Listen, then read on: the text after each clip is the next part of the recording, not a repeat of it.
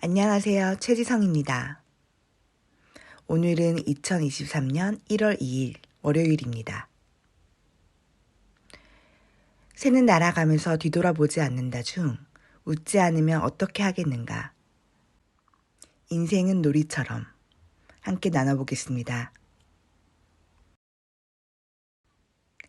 내가 웃으면 나와 관계없는 내가 모르는 세상의 다른 장소에서도 웃는 사람이 많아진다. 나비 효과는 나의 행위가 멀리 있는 타인에게 영향을 미칠 뿐 아니라 다시 나 자신에게로 돌아온다는 의미이다. 웃음이 통증을 완화시킨다는 것은 과학적으로 입증된 사실이다. 웃음은 모르핀보다 몇 배나 진통 효과가 큰 대뇌 모르핀을 분비시키고 기분이 좋아지게 만들며 폐 깊은 곳까지 산소가 공급되게 한다.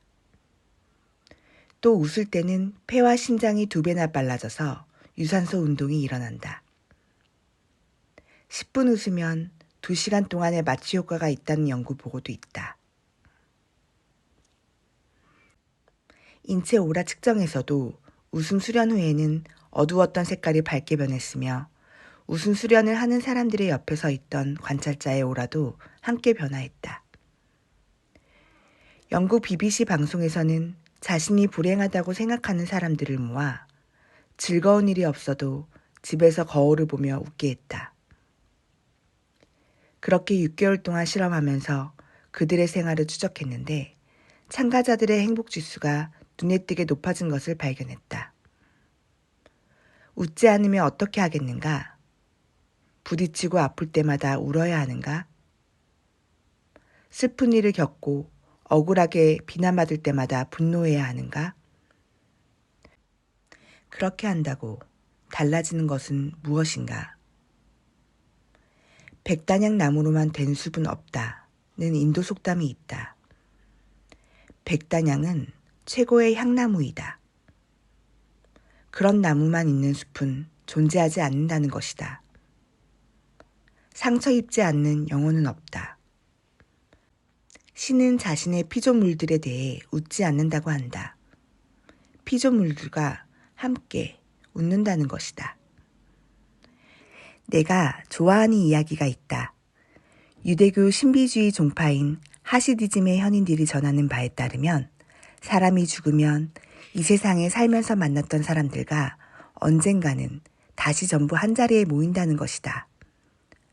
모두 죽어서 영혼 상태가 된 그들은 하늘의 풀밭 어딘가에 둥글게 원을 그리고 앉아 살면서 자신들에게 일어났던 일들을 회상한다.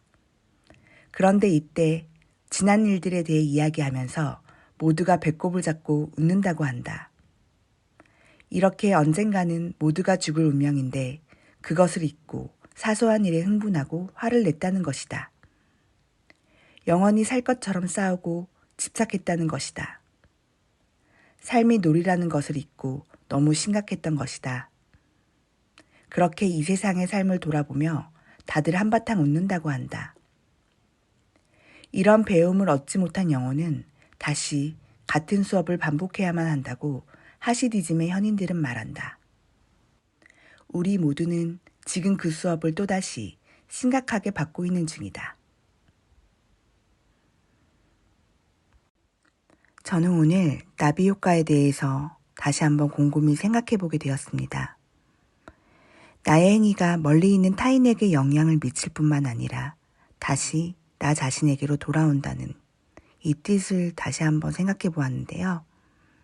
웃음뿐만 아니라 화도 마찬가지인 것 같습니다.